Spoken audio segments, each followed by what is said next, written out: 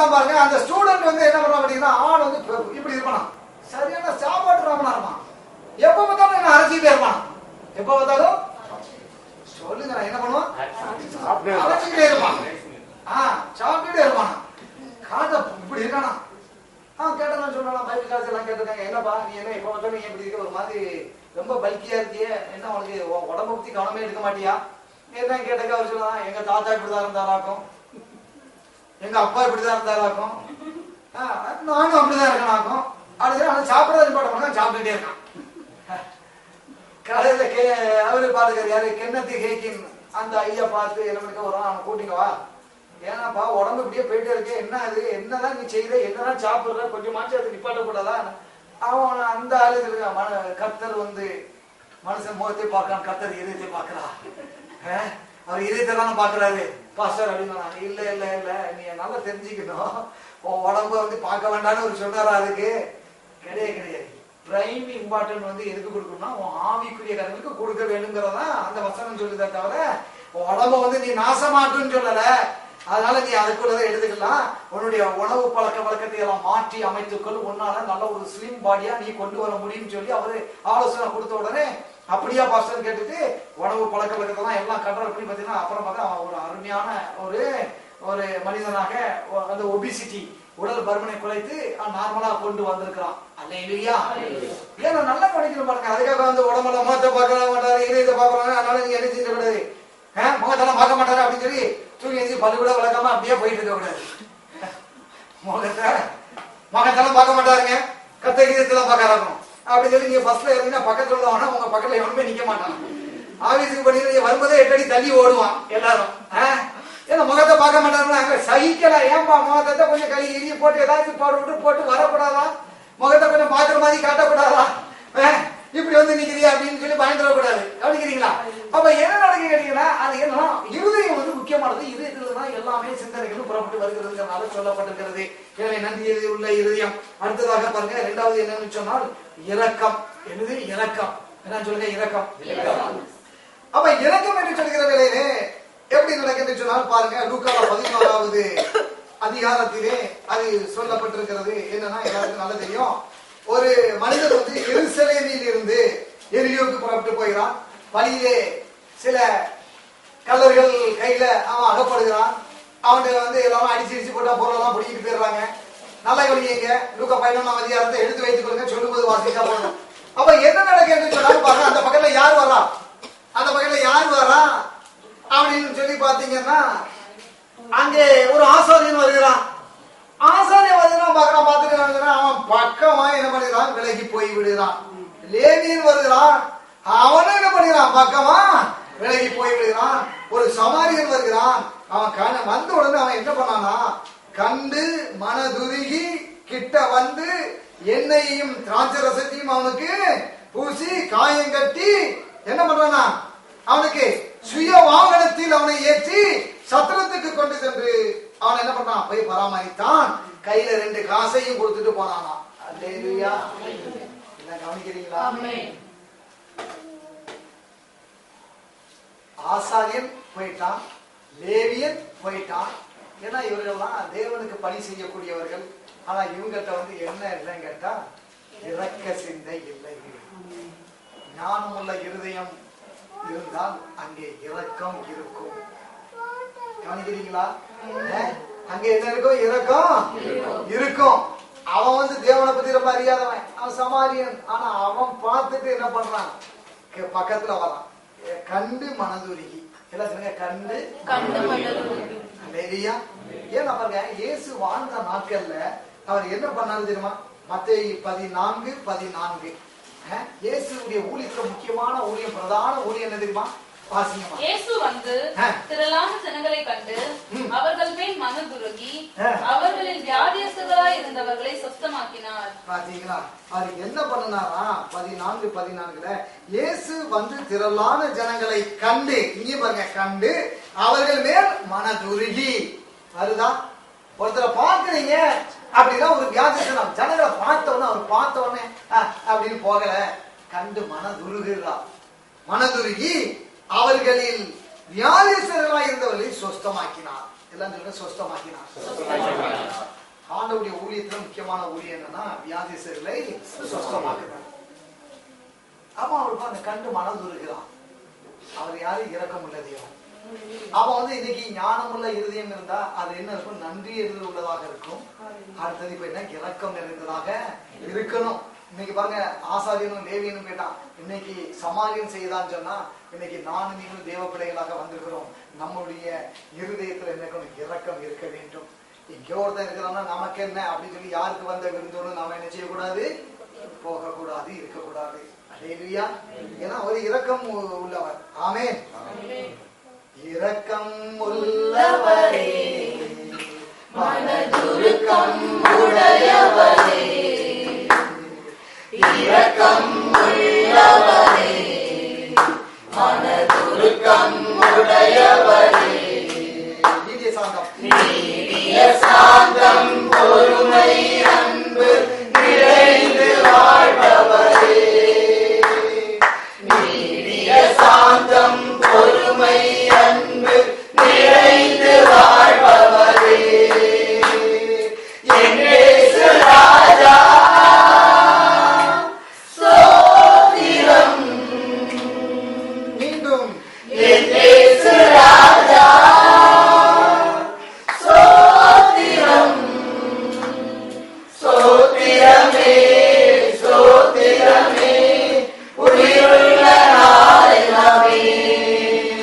ஐயா ஸ்தோத்திரமே, ஸ்தோத்திரமே, உயிருள்ள நாளெல்லாமே. ஹல்லேலூயா. ஏன்னா இரக்கம் உள்ளவர், மனதுருக்கம் உள்ளவர். ஆமென். அதனால நம்ம இப்படி பாடலாம் பாடுறோம், நம்ம இரக்கத்தை காண்பிக்கிறோமா? ஹல்லேலூயா. இரக்கத்தை காண்பிக்க வேண்டும். இரக்கம் இருக்கணும், இரக்கம் இருக்கணும். ஹல்லேலூயா. ஏன்னு கேட்டீங்கன்னா இரக்கம் உள்ளவர். ஆமென். ஹல்லேலூயா. ஏன்னு கேட்டீங்கன்னா அந்த ஞானம் உள்ள இதயம் எப்படி இருக்குன்னா இரக்கம் உள்ளதாக இருக்கும். வியாதியை செய்து அவர் சுத்தமாக்கினார். இன்றைக்கு நான் சொல்கிறேன், சுதந்திரம் என்னுடைய பிறப்புரிமை என்று சொல்லி நாம் சொல்கிறோம் என்று சொன்னால் சுகம் என்னுடைய பிறப்புரிமை. எல்லாம் சொல்லுங்க, சுகம் என்னுடையது, என்னுடைய பிறப்புரிமை. நான் சுகத்தை, ஆரோக்கியத்தை எடுத்துக் கொள்கிறேன், சுகவீனத்தை விளக்குகிறேன். இயேசுவின் தழும்புகளால் நான் சுகமானேன். சுகம் நம்முடையது, உங்களுடையது, என்னுடையது. அதை நம்ம எடுத்துக்கொள்ள வேண்டும். ஆமென். ஆனால் சுகவீனத்தெல்லாம் தூக்கி வீசுங்க. ஹல்லேலூயா. அப்படி இருக்கிறவர்களுக்காக நீங்கள் நானும் என்ன செய்யணும்? ஜெபிக்க வேண்டும். ஹல்லேலூயா. அப்ப என்ன கேட்டீங்கன்னா ஞானம் உள்ள இருதயத்தை அவன் கேட்டான், கேட்டதை அவர் கொடுத்தார். ஞானம் உள்ள இருதயத்துல நன்றி எழுதல் இருக்கும், இரக்கம் இருக்கும். ஆமென். இன்னைக்கு நானும் நீங்களும் அப்படி ஒரு இரக்கம் உள்ளவர்களாக இந்த பூமியில நம்மை வைத்திருக்கிறார். ஹல்லேலூயா. அப்ப நல்லா கவனிக்கணும் பாருங்க. அடுத்ததாக என்ன சொல்கிறார்? மூன்றாவது நன்மை. எடுத்துக்கிறோம். கலாத்தியர் 6:9. நன்மை நாம் செய்யக்கூடிய ஒரு இதயம் நமக்கு இருக்க வேண்டும். 6:9. கர்த்தருக்கு மகிமை உண்டாவதாக.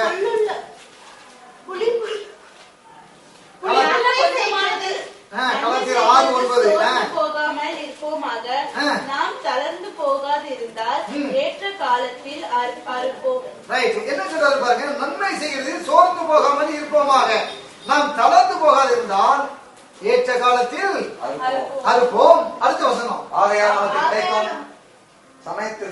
சமயத்திற்கு தக்கதாக யாவருக்கும் விசேஷமாக விசுவாச குடும்பத்தார்களுக்கும் நன்மை செய்ய கடவோம். இதாங்க பாயிண்ட். இதுதான் கவனிக்கிறீங்களா இல்லையா?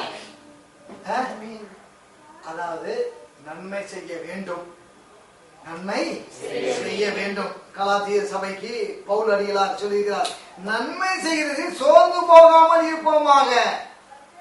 அப்படி நாம் தளர்ந்து போகாது இருந்தால் ஏற்ற காலத்தில் என்ன பண்ணுவோம்? அறுப்போம். எனது நன்மையை அறுப்போங்க. நீங்க நன்மை செய்தீங்களா, எதை விதைக்கிறீங்களோ அதையே நீங்கள் அறுவடை செய்வீர்கள். நன்மை செய்யறது சோர்ந்து போக கூடாது. பக்கத்துல இருக்க நன்மை செய்யறத சோர்ந்து போகாதீங்கன்னு சொல்லுங்க. எப்ப பார்த்தாலும் ஏன்டியா வண்டியை கட்டிட்டு இருக்காங்க, எத்தனை ரூபா கொடுக்க முடியும் வண்டியா? ஏன்டியா வந்து கட்டிட்டு இருக்கிறத எப்ப பார்த்தாலும் கொஞ்சம் உங்க செல்லு கொடுங்க, நான் ஒரு போன் பண்ணிக்கிறேன் கேட்டுட்டே இருக்கிறாங்களே. நன்மை செய்யறதா என்ன செய்யுங்க? சோர்ந்து போகாதீங்க. தளர்ந்து போகாமல் இருந்தால் நீங்கள் ஏற்ற காலத்தில் என்ன செய்வீங்க? அறுவடை செய்வீர்கள். அல்லேலூயா. அது மட்டும் இல்ல, அடுத்து என்ன சொல்றாரு? கடைசியில 10ல என்ன சொல்றாரு? யாவருக்கும், என்ன சொல்லுங்க? யாவருக்கும். மீண்டும் சொல்லுங்க. விசேஷமாக விசுவாச குடும்பத்தார்களுக்கு நன்மை செய்ய கடவும். கரங்களை தட்டுவோம்.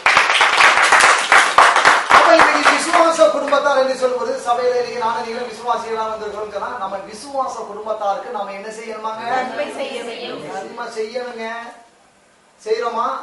அதான் கேள்வி. வசனம் சொல்லிட்டு நாம செய்யணுமா?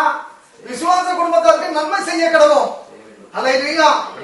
நன்மை செய்யணும். ஏன்னா ஞானமுள்ள இருதயம் இருந்தால் அது நன்மை செய்யக்கூடிய இருதயமாக இருக்கும். நன்மை செய்யறதுல சோர்ந்து போகாது. ஏன்னா இயேசு கிறிஸ்து நன்மை செய்கிறவராய் சுற்றி தெரிந்தார். அல்லேலூயா. அதான் சொல்ல, விசேஷமா விசுவாச வீட்டாருக்கு நன்மை செய்யும். பக்கத்துல இருக்கிறவங்க ஒரு ரட்சிக்கப்பட்ட ஒரு குடும்பம் சொன்னா அந்த குடும்பத்துக்கு உங்களால என்னால முடிந்த நன்மைகளை நாம் செய்ய வேண்டும். அல்லேலூயா. இதெல்லாம் கவனிக்கிறீங்களா? அது மட்டும் இல்ல. எபிரேயர் 13:16 வாசிங்க. எபிரேயர் 13:16. சில வசனங்கள் பாருங்க, இதெல்லாம் பார்த்தா நமக்கு வந்து ஆவியில இறங்கும். அன்றையும் நன்மை செய்யவும் தான தர்மம் பண்ணவும் மறவாதிருங்கள்.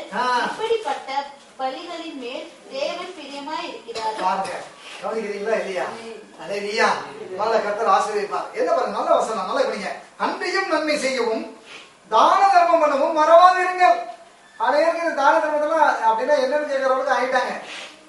தான தர்மம் பண்ண மறவாதிருங்கள். ஆமென். அது சொல்லிட்டு எபிரேயர்ல என்ன சொல்றாரு? இப்படிப்பட்ட பலிகளின் மேல் தேவன் பிரியமா இருக்கிறார். கவனிக்கிறீங்களா? ஏங்க, இந்த பலியில தேவன் பிரியமா இருக்கிறாங்க. தேவனுக்கு பிரியம். உமக்கு பிரியமானதை செய்ய எனக்கு கற்றுத்தாரும் அப்படின்னா பாடுறோம். அவர் இதுல பிரியமா இருக்கிறாரு. எதுல?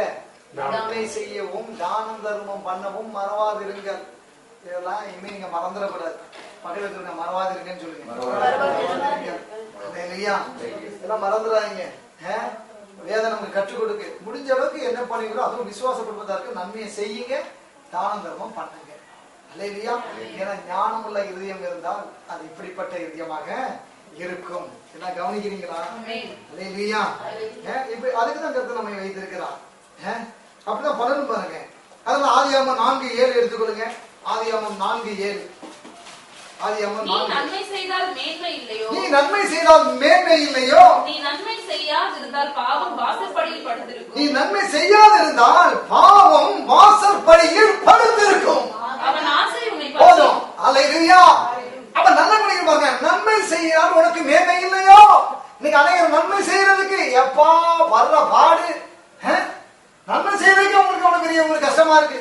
லேசில செய்யறதுக்கு மனசு வர மாட்டேங்குது. லேசில கை வர மாட்டேங்குது. விசுவாசம் இருக்கிற ரட்சிக்கப்பட்டவன் தான், சபைக்கு வர்றவன் தான், நல்ல ஒரு குடும்பம் தான், எல்லாம் தெரியுது. இருக்கிறதுக்கு அதுக்கு என்ன பண்ண முடியும்? அவங்க வீட்டுல வந்து ஃபீஸ் கட்டுறதுக்கு இல்லைன்னா எதுக்கு பிள்ளைய பெற்றாராகும்? எல்லா வீட்டுல தான் இருக்கு. நம்மள தான் பிள்ளைய படிய வைக்கிறமாகும். ஆடப்பா, உனக்கு முடிஞ்சா அவனுக்கு முடிஞ்சதை எல்லாத்தையும் ஃபீஸ் கட்ட கொடு, டியூஷன் ஃபீஸை கொடு, எல்லாத்துக்கும் ஒரு நன்மையை செய். முடிஞ்ச ஒரு 4 புக்கை வாங்கி கொடு. அவங்க தானே பெற்றாங்க, அவங்க செய்யணும். அப்படியே கத்துக்கிற விசுவாச குடும்பத்தாருக்கு விசேஷமா நம்ம செய்வோம். செய்யுங்க. சபைக்கு போறீங்க, பாக்குறீங்க. நம்ம சபைக்கு வரும் பொழுது அப்படிப்பட்ட குடும்பங்களை பார்க்கும் பொழுது நம்ம நன்மை செய்ய நாம் முன் வர வேண்டும். ஆமென். அதுல இருக்கிற நன்மை செய்தால் மேன்மை இல்லையோ? நன்மை செய்தால் மேன்மை இல்லையோ? மேன்மை உண்டுங்க. கத்த காயினுடைய முகம் நாடி மாறுபடுது. உடனே வந்து தேவனாய் கத்த சொல்கிறார், நீ நன்மை செய்தால் மேன்மை இல்லையோ? நீ நன்மை செய்யாதிருந்தால் பாவம் எங்க இருக்குமா? வீட்டு வாசப்படியில படுத்திருக்கோம். ஐயா, கவனிக்கிறீங்களா இல்லையா? கையில நல்லா தட்டிருக்காங்க, மயமப்படுறீங்களா? கை தட்டை விட என்ன ரேஷன் கடையில சுகர் குடுக்கிற மாதிரி அலங்காரம் தட்டுறீங்க. அல்லேலூயா. எங்களுக்கு சொன்னாலே எனக்கு போன 1.5 கிலோ நேற்று சக்சஸா கூட ஒரு 500 கிலோ வச்சு 2 கிலோ வாங்கிட்டு வந்துட்டேன். கையை தட்டுவோம். அல்லேலூயா. போனாதான் ரேஷன் போவேன், சுகர் வாங்குவேன். கேட்டா 1.5 கிலோ விடுப்பாரு. ஐயா ஒரு 2 கிலோவா விடு. 3 பேர் இருக்காங்க. ஒரு தலைக்கு 500 கிலோ 3 பேருக்கு கரெக்டா 1.5 கிலோன்னா அவன் என்னமோ பெரிய நியாயாதிபதி மாதிரி தான் குடிக்கிறது கள்ளத்தராசு, செய்யறதுலாம் அட்டுடியும். ஆனா நமக்கு கூட ஒரு 1/2 கிலோ நாங்க மூட்டை மூட்டையா வித்துருக்கான் பாக்கல. ஆனா நம்ம ஒரு 1/2 கிலோ நேரடியில கேட்டாலும் கொடுக்க மாட்டாங்க. ஏன்னு கேட்டீங்கன்னா நம்ம அப்படி இருக்கிறான். அப்புறம் நேற்று போனேன். எனக்கு வந்து நீங்க ஒரு இது கொடுத்துருங்க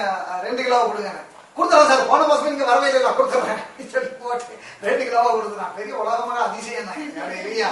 ஏன்னா ரேஷன் கடையில அளந்து கொடுக்குற மாதிரி நம்ம ஆட்கள் கையை உயர்த்தினா அப்படி மெல்ல உயர்த்துறது, கை தட்டுனா அப்படி அப்படிங்கிறது, ஆமேன் அலையா சொல்றதுனா அளந்து அளந்து பேசுறது. ஆனா வீட்டுல சண்டை வரும்போது பாருங்க, அடே அப்பா அளந்தா பண்றீங்க. இந்த பாவி மனுஷனுக்கு வந்து கொஞ்சமாச்சும் தெரியுதா அப்படின்னு சொல்றது பக்கத்து வீட்டுல 4 வீட்டுக்கு கேட்கணும்.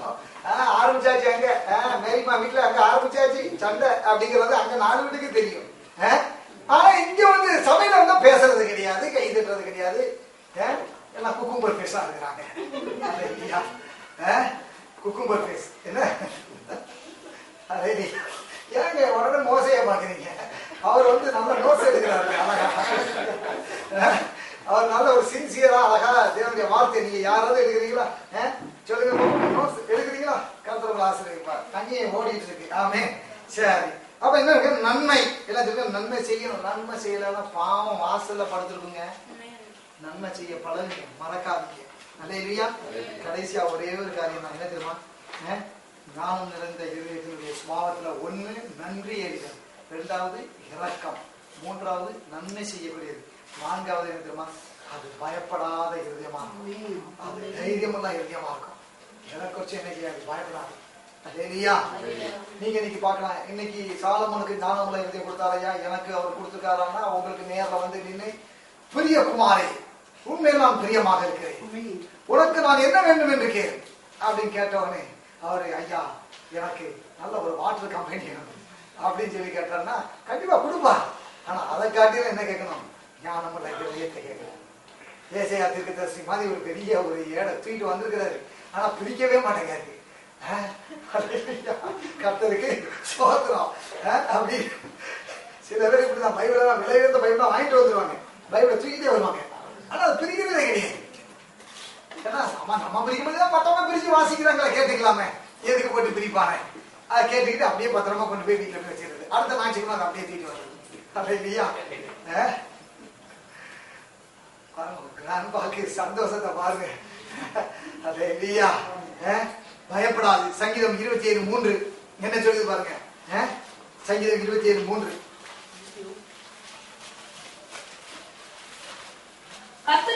எனக்கு விரோதமாக ஒரு பாளையம்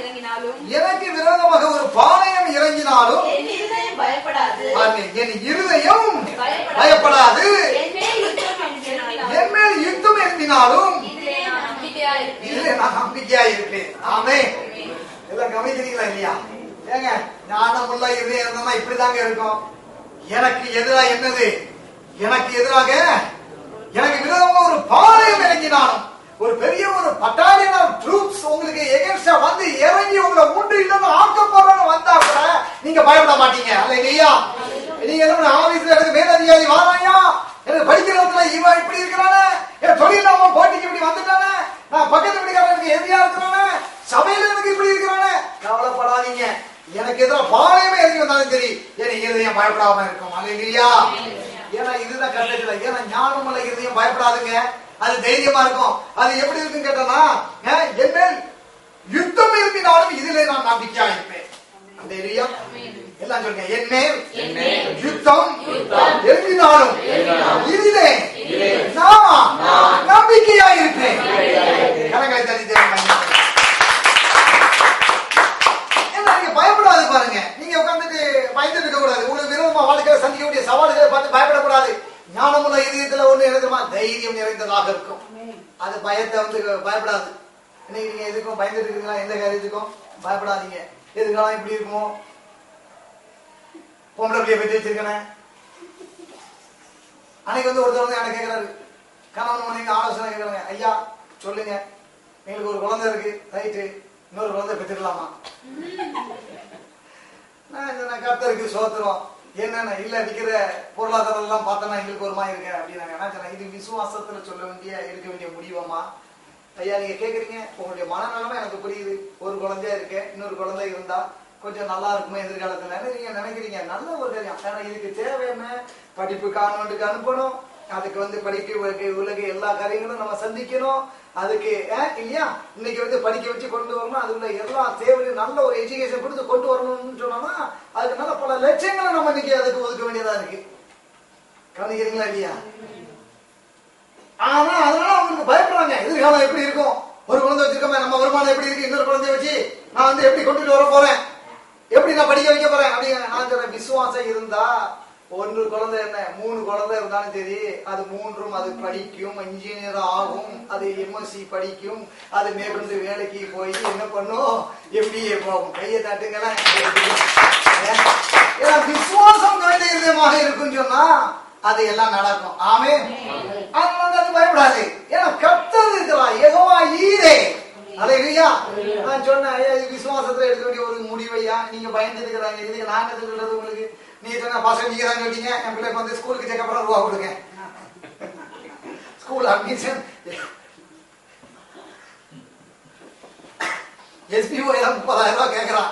நீங்க தான் நீங்க சொன்னீங்க பிள்ளை சொல்லி 30,000 ரூபாய். சரி 30,000 கொடுக்கணும் பாச, எனக்கு உங்களுக்கு ஒரு டீல் வருவோம், ஒரு 50% 15,000 ரூபாய் கொடுங்க. அல்லேலூயா. கொடுக்கறத பத்தி ஒண்ணுமே இல்லை, கொடுக்கலாம், நல்ல காரியம். ஆனா நீங்க இந்த மைண்ட்ல நீங்க வந்து இந்த தீர்மானம் எடுக்கக்கூடாது. நான் ஆராதிக்கிறவை நான் என்று நான் அறிந்திருக்கிறபடியால் நான் பேசுகிறேன், விசுவாசிக்கிறபடியா பேசினேன். அல்லேலூயா. எல்லாம் கவனிக்கிறீங்களா? அதுதான் சொல்ல பாருங்க, இது பயப்படாது. ஆமே. அப்ப என்ன இயேசு என்ன பண்றாரு, சரீரத்தை கொலை செய்து அதிகமாக ஒன்றும் செய்ய திராணி இல்லாதவர்களுக்கு பயப்படாதீங்க. சில காரியங்கள் கிறிஸ்தவ ஜீவியத்தில் நம்ம இருக்கும் பொழுது இன்னைக்கு வந்து ஐயா நீங்க என்ன அப்படி சொல்றீங்க, நீங்க போய் இப்படி எல்லாம் போய் பிரசங்கம் பண்றீங்க, ஏசு ஏசுன்னு சொல்றீங்க, எல்லா இடத்துலையும் சொல்றீங்க, சிவஞானமா இருந்தேன், கண்ணனா இருந்தேன், நீங்க ஆபரமா வந்துட்டேன், போய் நீங்க எல்லா இடமும் போய் சொல்லிட்டு இருக்கீங்க. 4 பேர் இதனால உங்களுக்கு இந்துத்துவ கட்சிகளும் மற்ற பிரமுகர்களும் உங்க மேல வந்து எரிச்சல் அடைய மாட்டாங்களா, உங்களை வந்து அட்டாக் பண்ண மாட்டாங்களா? அதெல்லாம் எனக்கு விரோதமா யுத்தம் எழுதினாலும் நான் இல்லை, எல்லாம் சொல்றாங்க. அவங்களெல்லாம் நான் கெசட்ல மாத்தின உடனே சொன்னாரு, ஒரு சர்ச்சி பாஸ்டர் சொன்னாரு, உங்க பேரெல்லாம் நோட் பண்ணிருப்பாங்க, RSS VHS நோட் பண்ணுவாங்க. கவர்மெண்ட் கெசட்டை பார்த்து நீங்க வந்து மாறிட்டீங்க, இதெல்லாம் என்ன பண்ணுவாங்களா நோட் பண்ணி வச்சிருப்பாங்க. நான் சொன்னேன், அவங்களும் நோட் பண்ணி வச்சிருக்காங்க, பரலோகத்திலையும் ஏசப்பாவும் ஜீவ புத்தகத்தை நோட் பண்ணி வச்சிருக்காங்க.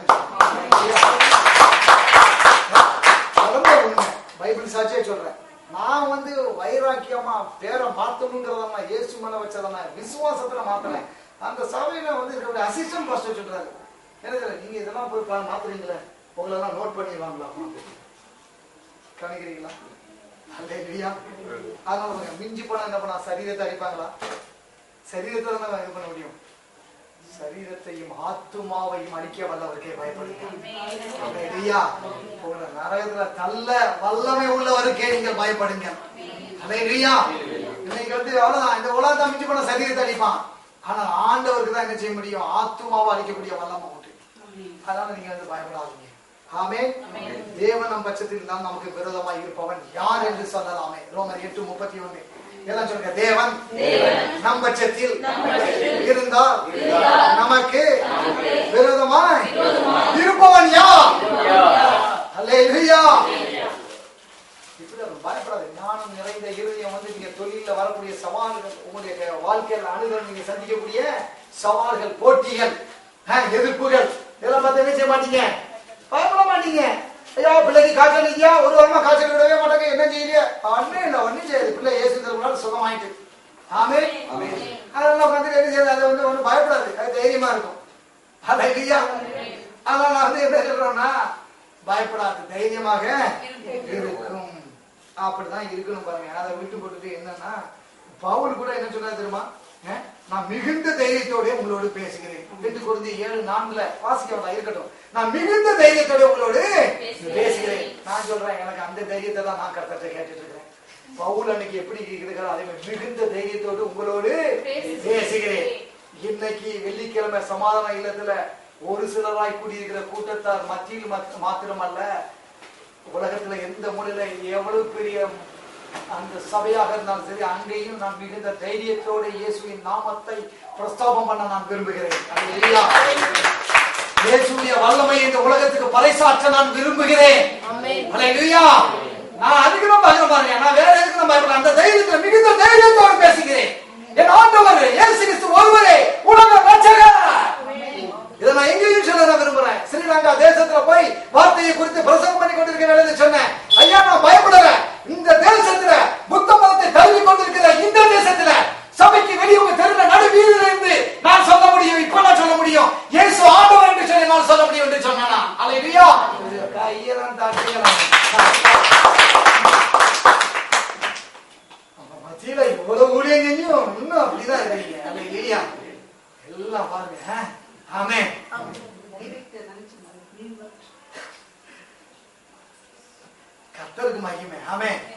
அந்த வைராக்கியம் கிறிஸ்துவுக்காக அந்த வைராக்கியம் இருக்கும்போது கர்த்தர் என்ன பண்ண தெரியுமா?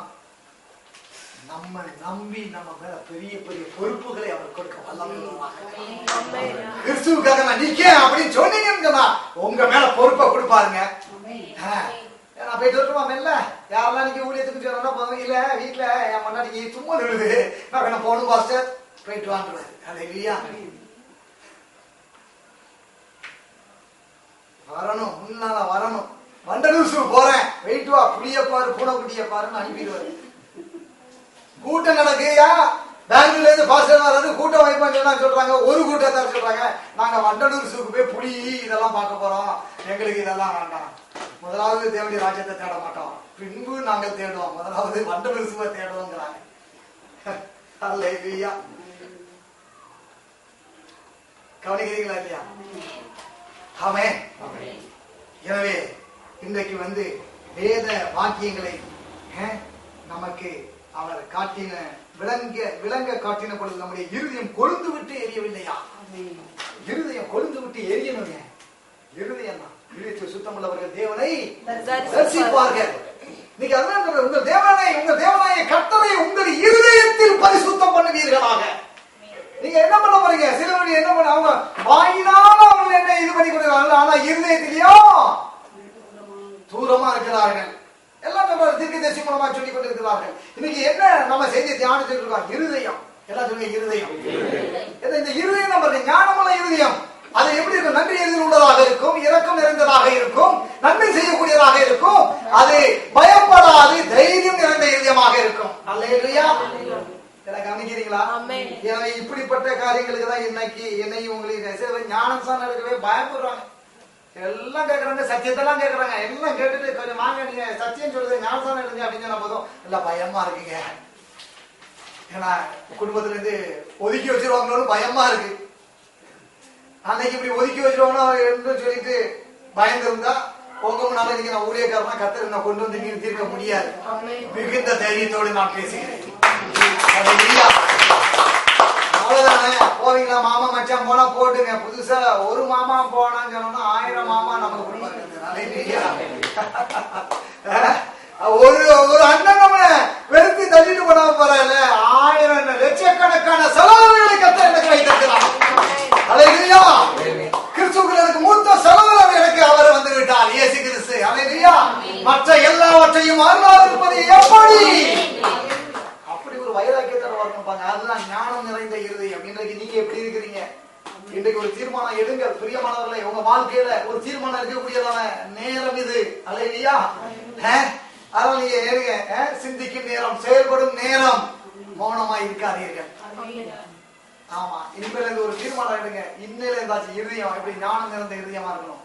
இதை கற்றுக்கொண்ட காரியங்களை நீங்க பயன்படுத்துங்க. பயன்படுத்துங்க. கர்த்தர் உங்களை ஆசீர்வதிப்பாராக. தேவனுக்கே மகிமை, தேவனுக்கே மகிமை. God bless you all.